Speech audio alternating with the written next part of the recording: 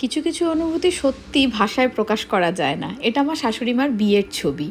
আমি আলমারি গোছাচ্ছিলাম মায়ের, গোছাতে গোছাতে বিয়ের বেনারসিটা আর বউ ভাতের বেনারসিটা সামনে এলো। সেই দেখে বাবির খুব পছন্দ হলো বউ ভাতের বেনারসিটা, বললো আমি এটা পরবো। এটা শুনে ঠাম্মা যা খুশি হলো।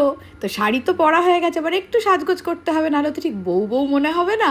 আর সাজগোজ একদম সাধারণ, তখন তো আর এইচডি মেকআপ বা এত চড়া মেকআপের চল ছিল না, একদম সাদা মাটা সাজ। চোখে একটু কাজল, হালকা গয়না, একটু লিপস্টিক আর একটা টিপ।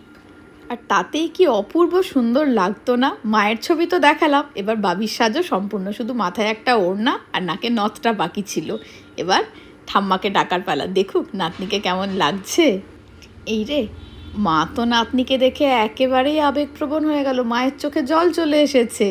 সেই জন্যই বললাম যে কিছু অনুভূতি সত্যিই ভাষায় প্রকাশ করা যায় না।